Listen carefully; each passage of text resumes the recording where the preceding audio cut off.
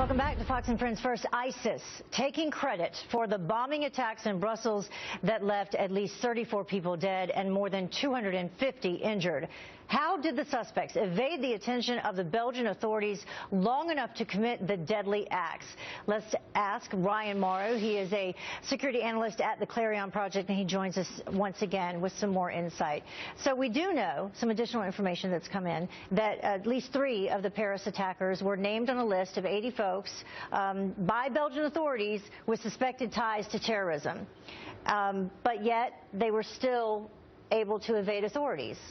And I'm not actually surprised at that for a few reasons. Number one, resources are limited, and that's true even in the United States, where the House Homeland Security had a report that came out that said that the radicalization of Americans is at an unprecedented height, that we've never experienced this before, and federal resources are just the brink. And so that's in the U.S. Imagine what now Belgium and Europe has to deal with. So it's very hard to keep track of everyone. And then also the fact that you have these hostile Muslim communities within Europe that may not necessarily support ISIS, but still reacts negatively to law enforcement when they come in. There were reports in the European press that when they arrested the one suspect in Brussels, that the police had like rocks being thrown at them. Yeah, the community specifically known as Molenbeek, and that is where 2 of those brothers, Salah Abdeslam, who was captured on Friday, they grew up there.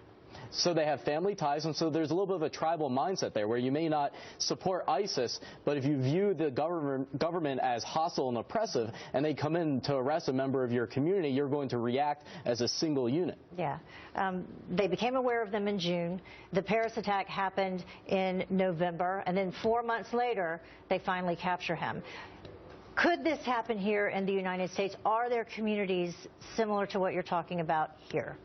Definitely, because the ideology, the one part of radicalism that believes in separatism, that American culture is not for you, that it's a threat to your faith and to your family, will result in radicals trying to buy private property, trying to live within their own community, and they may live in America but not become American by their identity. And there is a group named Jamaat al-Fuqra that for decades now has actually bought very large, in some cases 100-acre compounds, and the group is linked to terrorists. And this is historically. In Texas. Well, one of their villages is in Texas.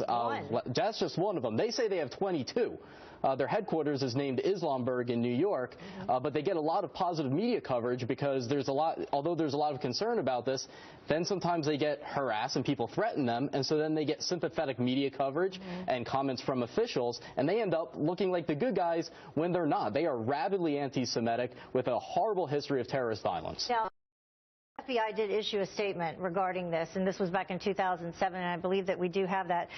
They say in their statement that the documented propensity for violence by this organization supports the belief that the leadership of the MOA extols membership to pursue a policy of jihad or holy war against individuals or groups it considers enemies of Islam. Right, and MOA stands for Muslims of the Americas, which is what the name of Jamaat al-Fuqra is in the United States, because you don't want to go around saying my name's Jamaat al-Fuqra. So they changed their name to sound more pleasant, and that came from an intelligence report that was provided to me that was produced by the FBI. And I was also given a tape, we don't know the date on it, but what you see on the screen right now is at their Islamburg headquarters in Hancock, New York, the women getting guerrilla warfare training.